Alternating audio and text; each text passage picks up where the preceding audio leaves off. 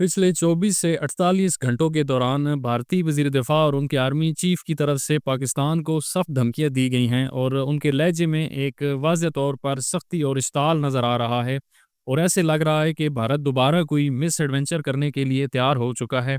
भारतीय वज़ीर दिफ़ा ने अपने बयान में कराची पर हमले की बात की और कहा कि सरक्रीक के ज़रिए, जहाँ से कराची बहुत नज़दीक है, वहाँ से कराची पर हमला किया जाएगा और साथ ही ये इल्ज़ाम भी पाकिस्तान पर आयद कर दिया कि पाकिस्तान सरक्रीक के इलाके में अपनी फ़ौजी इंफ्रास्ट्रक्चर को बढ़ा रहा है।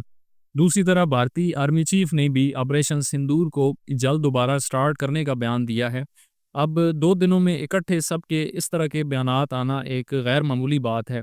पहले आप वज़ीर दिफ़ा का बयान सुन लें, फिर आर्मी चीफ के बयान पर बात करते हैं और इसके अलावा एयर फोर्स चीफ ने भी बड़ा दावा किया है ऑपरेशन सिंदूर के बारे में, उस पर भी बात करते हैं और वीडियो को आप काइंडली लाइक कर दें और चैनल को सब्सक्राइब कर दें।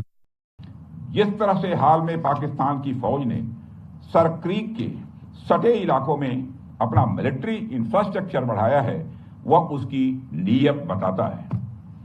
साथियों, भारत की सीमाओं की रक्षा भारतीय सेनाएं और बॉर्डर सिक्योरिटी फोर्स मिलकर मुस्तैदी से कर रही हैं।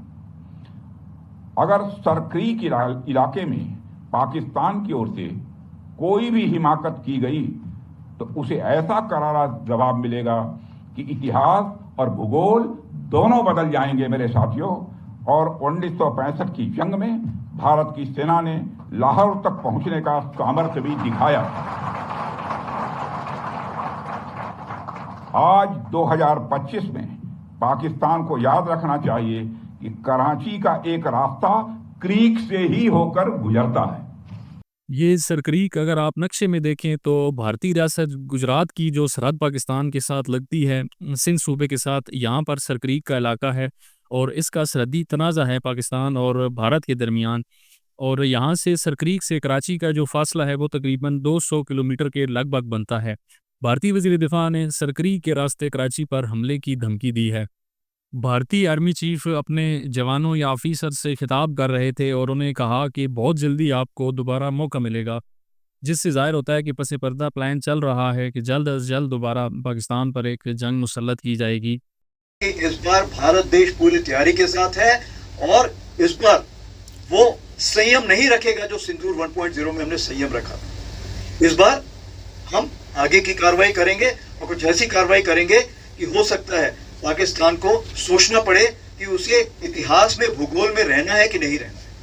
अगर उसे भूगोल में अपनी जगह बनानी है तो उसके लिए उसे जो स्टेट स्पॉन्सर टेररिज्म जिसको हम बोलते हैं, यानी कि उसका देश जो टेररिज्म को स्पॉन्सर कर रहा है उसे रोकना पड़ेगा। तो आप अपनी पूरी तैयारी करके रखिए और अगर परवरदिगार चाहेंगे, भगवान चाहेंगे, वाहेगुरु चाहेंगे तो बहुत जल्दी ही आपको मौका मिलेगा। उसके लिए ऑल द बेस्ट। जय हिंद।